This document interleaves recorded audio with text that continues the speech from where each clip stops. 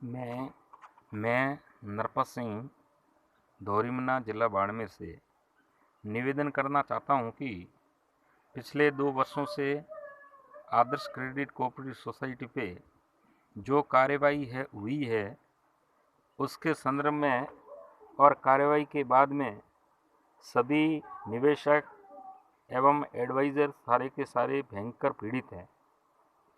हमने कई बार ज्ञापन भी दिया है, लेकिन कोई भी सरकार हमारी बात सुनने के लिए तैयार नहीं है। जिसको भी कहते हैं वो कहते हैं कि साहब इन्होंने तो बहुत ज़्यादा ब्याज दिया इसलिए सोसाइटी डूबी है। लेकिन मैं ये कहना चाहता हूँ कि डूबी कैसे, क्या ये भुगतान नहीं कर रही थी? आदर्श ने समय समय पर ग्राहकों को भुगतान किया है, समय पर एजेंटों को जो भी आया है वो मेहनताना दिया है, समय पर ग्राहकों का भुगतान किया, कर्मचारियों का भुगतान किया है। एक दिन भी विलंब नहीं हुआ तो सोसाइटी डूबी कैसे? सोसाइटी तो भुगतान कर रही थी, पिछले 20 वर्ष से काम कर रही थी। लेकिन षड्यंत्रकारियों ने एक वीडियो बना करके और एक चैनल के द्वारा प्रसारित करके और दूसरे दिन जितनी भी जांच एजेंसियां हैं उनके द्वारा कार्रवाई करके और संस्था के सारे खाते फ्रीज किए गए, बंद किए गए, उनकी कार्यवाही सारी बंद कर दी गई और अब कोई भी बात सुनने के लिए तैयार नहीं है। पिछले 1 माह से हम सभी जितने भी एडवाइजर हैं, निवेशक हैं और माननीय प्रधानमंत्री महोदय को बार बार ट्वीट करते हैं, लेकिन आज दिन तक अब तक उसका कोई जवाब नहीं आया। इसका कारण क्या? 21 लाख निवेशक हैं, 5 लाख एडवाइजर हैं और 5000 इसके कर्मचारी हैं। संचालक के जो प्रमोटर थे उनको आपने अंदर डाल दिया, खाते आपने बंद कर दिए। दूसरी तरफ से कहते हो कि ये पेमेंट नहीं दे रही है, तो पेमेंट देगी कहाँ से? ये थोड़ा समझने का प्रयास करो।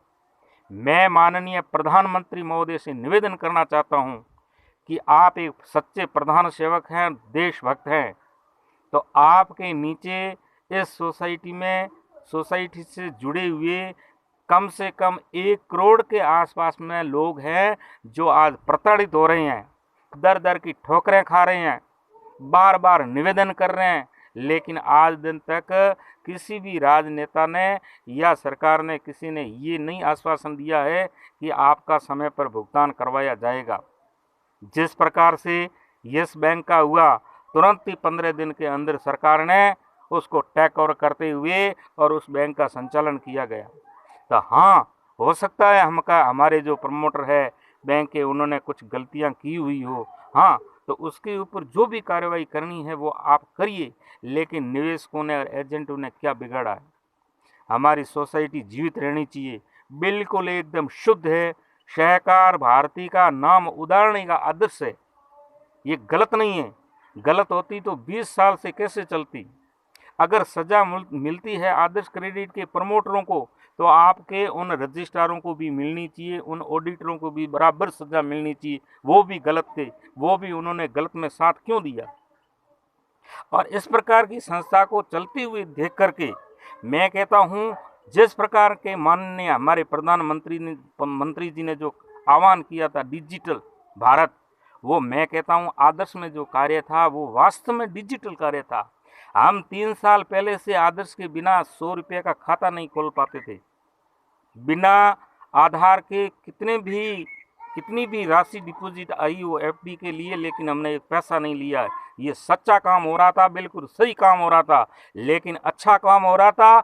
इसलिए इस प्रकार के कई नेताओं के आंखों में किरकिरी लग रही थी कि किसी भी प्रकार से मुकेश मोदी को है जो ये नीचा दिखाने के लिए और जानबूझ करके षड्यंत्रकारियों के लिए और इनको रोकने के लिए ये कार्य किया गया है। ये कार्य अच्छा नहीं किया गया है। 1 करोड़ लोगों के साथ में सरासर धोखा है। मैं निवेदन करता हूँ सभी बीजेपी के जितने भी नेता हैं और माननीय हमारे प्रधानमंत्री जी से निवेदन है कि जल्दी से जल्दी कार्यवाही करके इनके ऊपर लिक्विडेटर हटा करके प्रशासक नियुक्त करके, और सोसाइटी की 809 ब्रांचें चल रही है, बहुत बड़ा अंबार चल रहा। 809 ब्रांचों में कितने सारे लोगों के पेट पलते होंगे, आप विचार करिए। ये विचार करने का विषय है, लेकिन आज दिन तक हमारे प्रधान सेवक ने ये बात नहीं सुनी है।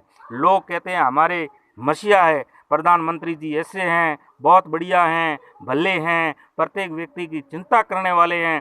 प्रत्येक व्यक्ति की अगर चिंता करते हैं तो अब ये समय आया है, हमारी आवाज़ सुनिए, फिर तो पुकारिए, हमारी आवाज़ जानी चाहिए। मैं आपसे निवेदन करता हूँ अति शीघ्र ही प्रशासक नियुक्त करके हमारी आदर्श क्रेडिट कोऑपरेटिव सोसाइटी को वापस रेगुलेट किया जाए और निवेशकों का समय समय पर भुगतान दे करके और वापस हमारी जो सोसाइटी को प्रारंभ करने का निवेदन है, आप सबसे हाथ जोड़ करके हम निवेदन करते हैं।